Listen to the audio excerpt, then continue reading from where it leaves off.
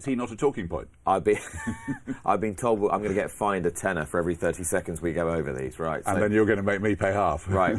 I don't know why we have to start with Animal Rising, but I guess we do. Why are we starting with Animal Rising this week, Cornelius? So, Animal Rising said in a news conference this week that it would not disrupt Royal Ascot if the authorities, British Horse Racing Authority, agreed to a public debate. An hour long, wasn't it? An hour-long public debate. And the British Horse Racing Authority, quite rightly, in my opinion, said, no, we've done our debating, we've done our chatting behind closed doors when there was that encounter over donuts with the BHA and the Jockey Club, and we've done across the media. There've been all sorts of conversations, and the fact is that at Epsom there was a legal situation.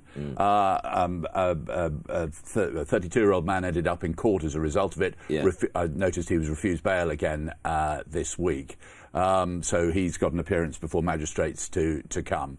I don't think that it is not unreasonable to say that Animal Rising has not earned the. If it had behaved in a different way, there might have been an argument for some kind of debate. But there's plenty been said, and they haven't earned any more. Engage or ignore? For once, I think the BHA have done the correct thing and not given them any more attention than they need. For once, the beer. For once, I think they've really just said there's more important things to be worrying about. You don't need any more attention. That's all they want. That's all they want. They don't know what they're talking about, so that they shouldn't get any more attention than they need. We need positive press, not negative. I'm quite interested in.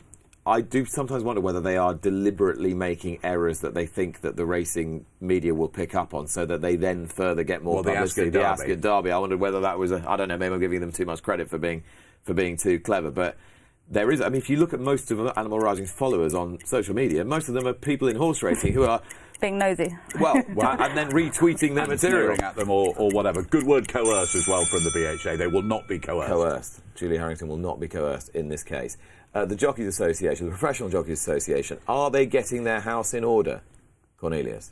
Well, hopefully. Paul Struthers, who was back. Very successful, he's back as a consultant. Peter Burrell, who's been sensationally successful with Frankie Dettori for many, many years, is involved from a commercial point of view. There is a lot of work to be done because I saw Jason Weaver on television yesterday being a bit dismissive of criticism of the Jockeys Association. I've heard others as well, Neil Callan talking to you during the week. But I don't think anyone looking from the outside can say that there hasn't been a crisis at the Jockeys Association. They ended up having an extraordinary general meeting where the last big wig was elbowed out. So, yeah, the Jockeys Association is in crisis, and the crucial thing here is has been in crisis. It has been in crisis at one of the most important points of its existence. The whole thing as far as the whip was concerned and the changes to the rules on the whip. Big on saunas as well. I think that's another thing that has to be definitely addressed. Heard quite a lot of sauna talk this week. The jockeys want saunas back. Yeah, and so well, you're the right person to ask, insofar as that it's not that long ago that you were a licensed jockey. Yeah, I wasn't very good in a sauna either. But the thing is that these jockeys are paying into an association which needs to be there for them, and the crisis that they've been in, they've still been paying in and not getting anything out of it. So there's been a lot of talk about saunas, and I think... Except they did get the biggest pay rise they've ever had. That's one thing they did. I mean, that's quite... Isn't that the kind of absolutely crucial... We can still go on about the but money's sticks. important, but in terms of this particular profession, whip rules are crucial. But however much they're getting paid, the PGA are still taking a percentage out of it. Yeah. So they're benefiting also from the pay rise. Right, yes, I accept that. But it is their absolutely, it's the absolute foundation of their association, isn't it? It's not a union, but an association of independent traders, effectively, that they get their members the best financial and commercial deal. Agree, but you've got to then support them in the other things that are going on, like jockeys struggling with weight, the amount of them that are sweating on the way to the races, driving 3 hours with a sweatsuit on, the heaters on, in 30 degrees heat, isn't healthy for anyone either. 30 degrees heat, they're doing 2 laps of the track. Okay, that's good for their fitness also, but things like that is also not healthy. The jockeys are still having to do these weights. And I think there's an app that exists, isn't there, where you can find out where saunas are close to racecourses. So for instance, in Lingfield, you can go to the hotel next door to the weighing room and use that, and then go back to the weighing room. And this is silly. If the saunas were stopped from a health point of view, they've now gone effectively underground. So, and that's not being controlled, which is wrong. The hot water baths that I know a couple of jockeys taken to the weighing room. I watched one tall jockey, trotting around the track at Newbury this week, and it honestly made my eyes water. It was so hot, and he was in full gear. It was just, And do we think very quickly on it does look as though the penalties. So much we'll knock 30 seconds off the next one. But we will actually, because it's about the whip. Right. Well, okay. Go on then. Yeah, on we roll then. It's been another big whip week, hasn't it? You're huffing. Go on, take the floor. I think the rules are there and it can't be broken. It's like anything. However, the rules are wrong. Rules are wrong, or the penalties are wrong? Penalties are wrong. Yeah. Sorry, like poor Paula Muir, like getting 6 weeks. I think she's banned for. Like, doesn't deserve that. She does deserve that because she broke the rules on several occasions. However, the severity of the punishment are probably wrong. They're being looked at, aren't they? Yeah, the penalties? In comparison to another couple of things that have gone on recently, of dangerous riding and things like that, which have got less of a punishment than hitting a horse or pro-cushing a horse twice over. That's why I would agree with you. I mean, and indeed on the show last week I said, does somebody have to get stretchered off before they actually make rides considered dangerous? Yeah. But are we getting vibes on the penalty front that, although no one's talking about anything publicly, that the penalties and the exact details of the penalties being looked at? I think it is an evolving process by the sounds of it. And it does sound as though there is more engagement between the BHA and the PJA, doesn't it? Yeah, and that's where they need to work together just to have a system that works. Obviously, horses don't need to be pro-cushed. However, yeah, the rules are there, but they just need to be tweaked of the difference between dangerous riding, careless riding, and hitting a horse. Like, they need to be merged. That dangerous riding is the worst possible thing that you can do. So why give a jockey a 40-day ban for totting up with a stick? But a dangerous riding might only go and get 5 or 11 days. Totting up bans, though, have always been big. I mean, mentioning Jason Weaver again, I was watching him on ITV yesterday. He said, I got a 21-day ban. But he made a very good point. He did. When I was a kid, and I came back much stronger for it. And it does tend to be the younger ones who are getting... It does. Yeah. Agree, it does. And you've seen a lot of the professional jockeys, the higher ones, have changed their style of riding. And you said to your apprentice jockey yesterday, go for the whip only as a last resort, keep the horse balanced. And that's where the trainers mainly just guiding them more and saying, the stick doesn't make a difference. Underpinning all of this was the desire to promote better jockeyship. Yeah. Better horsemanship. Talk of strikes. No. That's not going to happen. That's not going to happen. Well, it's not a union for a start, is it? Self-employed people. I think that although feelings are running high, it's very clear, listening to you chatting to Luke Morris this week, somebody who's adapted, Hayley Turner talking on television yesterday that was worried about the penalties, etc. So feelings are running high, but they're not running that high. Most feel that they want to work. I'm going to get a penalty now, but this is fine because I can just give 2 minutes to Alice Haynes about the dash at Epsom and the fallout from it, and it's been.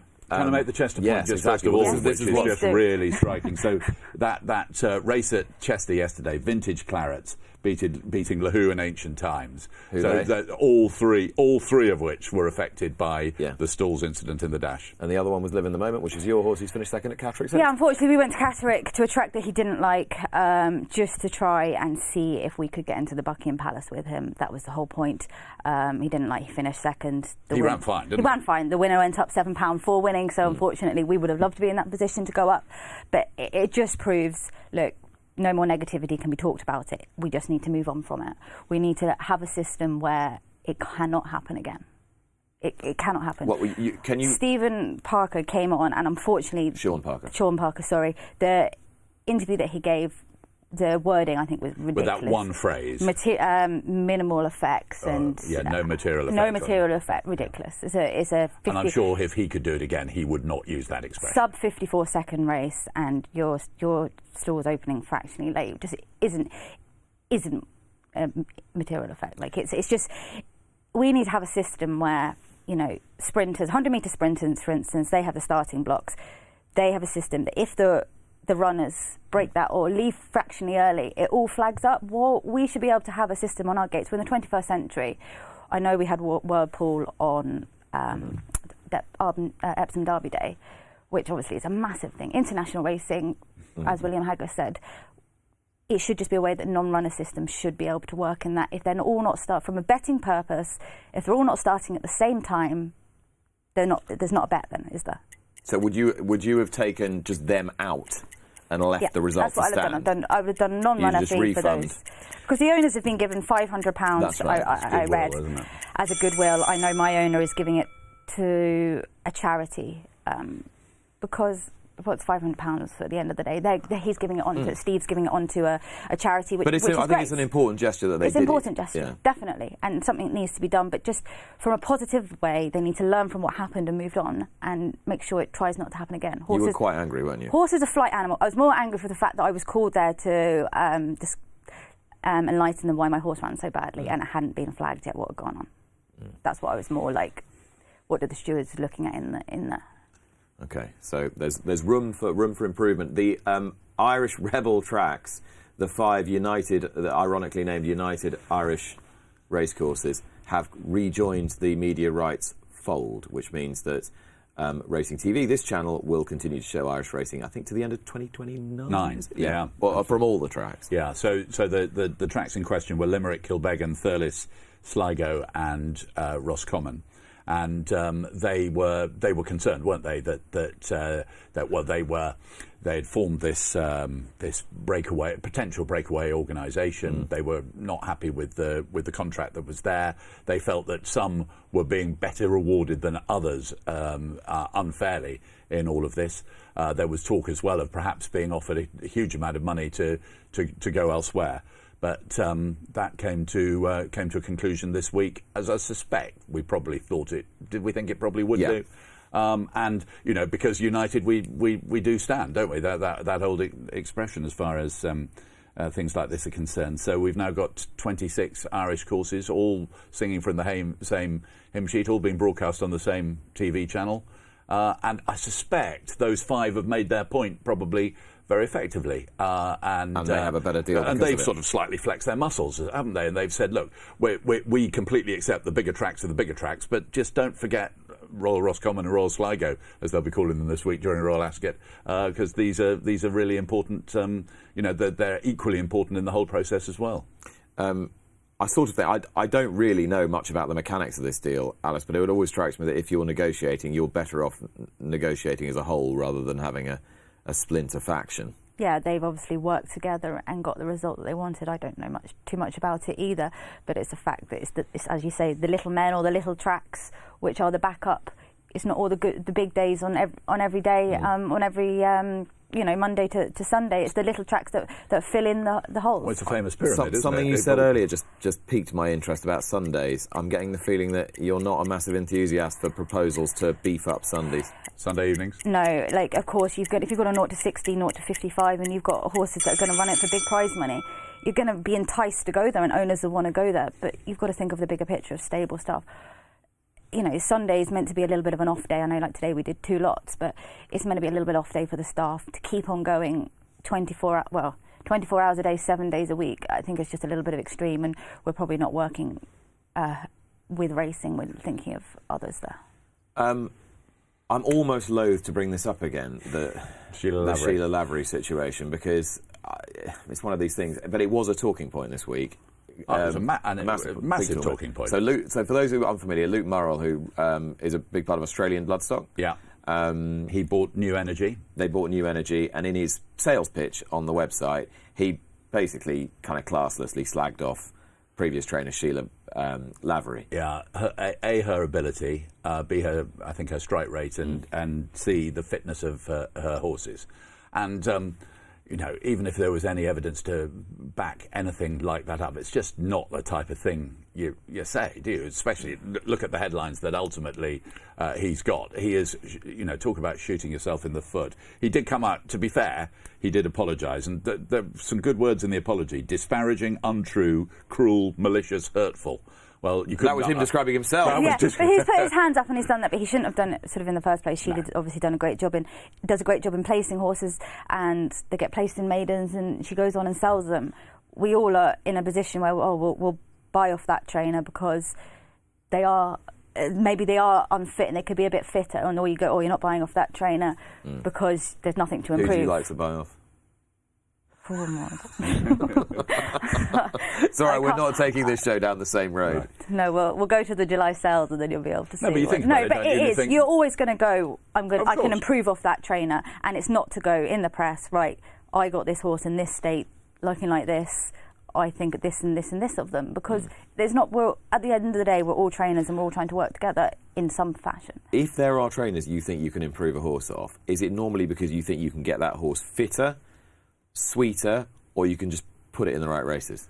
Probably put it in the right races if you see a horse that's running over the wrong trip, or of horses that are probably could need sweetening up from going the opposite way of being too fit, or just say, Newmarket might suit them as opposed to being in a different place. Yeah.